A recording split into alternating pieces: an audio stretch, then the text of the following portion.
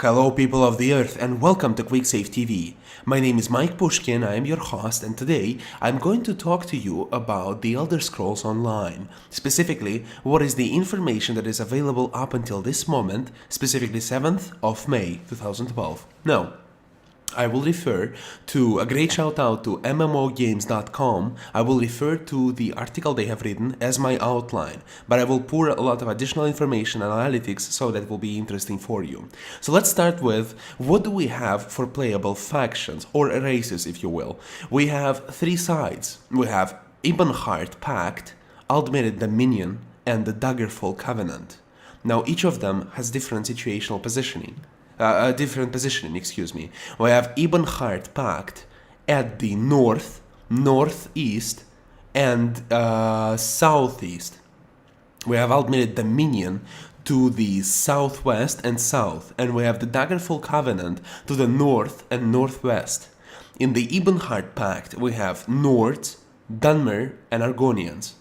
And although I do realize how Nords and Dunmer would cooperate, this is possible, lore-wise, they don't hate each other necessarily, but Nords cooperating with Argonians, I really don't see it possible, but okay, fine, interesting. And although, let me just go ahead and continue with Ultimate Dominion. Ultimate Dominion has Altmers, High Elves, if you will, and Bosmers, Wood Elves. Dunmer, for any of you who doesn't know, for the Ebonheart Pact, it's Dark Elves. So in Ultimate Dominion, we have both Mer, we have the Altmer and Bosmer, and we have Haji at the same time. And this kind of feels weird, because I don't see Haji cooperating with anyone out of these races. They don't particularly like Wood Elves. And High Elves, I mean, Hajits never were known to be friends with them, really, so it just doesn't make any sense. But their situational their positioning does not allow them to be close to anybody else, except for Argonians, and they hate Argonians, alright? That's the only thing they hate. They don't like Bosmers, but they hate Argonians. Okay, and then we have the Daggerfall Covenant, which has Bretons, Red Guards, and Orcs. I love to see Orcs cooperating with anyone, but okay, fine, that's how it is. From the first glimpse, you can notice that there's no Imperials. This is probably because of the way game will be designed around that each faction will want to conquer Imperial City and place one of its players as an emperor for some time, which means that if there would be Imperials, they would be constantly have to switch in sides, or they would be constantly obliterated, and that would just suck. Okay, trust me, I played Star Wars The Old Republic as the Republic, so yeah, trust me, it sucks. So yes, that's about all about playable factions. Now let's go ahead and continue and talk a little bit about general information about the game. There will be an experience-based leveling system instead of skill-based leveling system, such as it was in Skyrim, Oblivion, and Morrowind.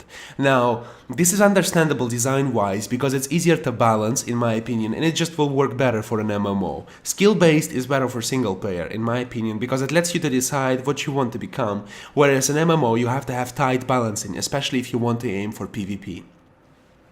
As a character, you are story-driven, right? And the story is that your soul has been stolen by Moloch Baal, the Daedric asshole that is at the same time a prince of destruction and revolution, and bloody revolution. He is, once again, trying to pull Tamriel in his demonic realm because he has nothing else to do, and he obviously has his Xbox broken. Now, exploration will play a major role in the Elder Scrolls Online, and this probably means that we're gonna have a lot of secrets, such as datacrons in Star Wars The Old Republic. We'll probably have specific Easter eggs lying around, and we will be benefited to explore stuff. I want to see how they will implement that, and how will it actually work, because in Star Wars The Old Republic, this exploration became farming of datacrons between instances. So we will be like, do you have some time to get the datacron? Oh yeah, sure I do, let's go get it. Okay, let's go get it. And while we're waiting to get in the instance, we would go like get a datacron and then go into instance, and we wouldn't give a rat's ass about this kind of exploration. We would just care about the buffs associated, okay? So, I really want to see what they're gonna do, what the, how is it called, ZeniMax Online will do with this exploration. The towns will include all the major cities, including Imperial City, Windhelm, Daggerfall, Sentinel, and many, many others. Now, I fully expect them to add all the cities ever present in the Elder Scrolls series, including the ones that were present in the very first one, Arena, which essentially included the whole game in all its entirety, the greatest game of all time.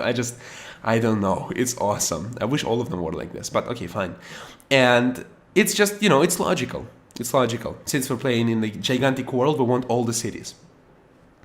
Again, the mounts were confirmed, obviously, for a RPG, but there will be not probably any flying mounts unless they find a way around the lore restrictions, because there's no dragons, story-driven, and this time, so there's no flying mounts right now. But don't worry, they'll push some expansions with dragons, no problem. I mean, money dictate everything, no problem. In several years we'll have dragons. Fast travel will be also present in the Elder Scrolls Online, but unlike in Star Wars The Old Republic or in the World of Warcraft, it's not going to be taking a lot of time for you to fast travel. According to the MMO games, a great site which you have to check out, it says that the fast travel in the Elder Scrolls Online will be restricted to way shrines, which essentially you touch a way shrine and you teleport to another way shrine, which is awesome, okay? It takes less time and lets you to stay in the game at all times. I just love this idea because it also allows you to essentially get to PvP areas much quicker and to any PvE areas also much quicker, which is just great. The less time we spend traveling around areas we already explored, the better. No player housing or NPC romance will be included, which both are kind of sad, but it's not so game building features, it's sad, but it's not absolutely necessary. Although I would like to see player housing, in all honesty, I would like to have my own house in an MMO. It will not be present in the game, okay? And the NPC romance, strange actually, provided that the game is story driven, right? And that all the characters will be voiced. It's weird that there's going to be no NPC romance, but at the same time you're going to play with many other players from all over the world and you will probably make many interesting contacts, so don't worry about it too much. And yes, as I said, there will be full voice acting for all NPCs in the game, but what it doesn't specify is whether or not there will be voice acting for playable characters, for essentially your character, as was in Star Wars The Old Republic. What would happen in Star Wars The Old Republic, as you participate in dialogue and select replies, your replies would be reused over and over again, but they would be so general that it still wouldn't destroy the immersion, and it's just awesome. I think it's a great idea to immerse in a game, and it's great that we will be able to listen to all the NPCs. Imagine how much money will be spent to voice all the dialogues. This is insane. For all the areas of the world, it's just insane. Okay, anyway. The average player will take about 120 hours to reach the highest level. This is 15 days of playing 8 hours a day, or it's actually 5 days if you play 24 hours a day, but then you will not be amongst the living and you will represent the undead, okay? The undead part of QuickSaveTV community, or just dead, which I do not recommend you to do. Essentially, this is slightly less than it took me to max out in the Elder Scrolls Skyrim, which is not a valid comparison. It's not, as I said many times, it's not the same games and it's not even continuation of the Skyrim. But yes, just for a fact. It's not so much, and it's an MMO, it's logical that it will take you some time to max out. The Manda Stone will replace Guardian Stones, which you could find in Skyrim, and before they were actually signs in Oblivion and Morrowind, and they will provide you various buffs. I don't see how it's wise design-wise, because it will be harder to balance for PvP. But I guess they know what they're doing, and I hope to see how it's gonna look. I hope there's gonna be no disbalanced crap. And the Thieves Guild and Dark Brotherhood have been confirmed to be in the game. Now this is something I completely disagree with.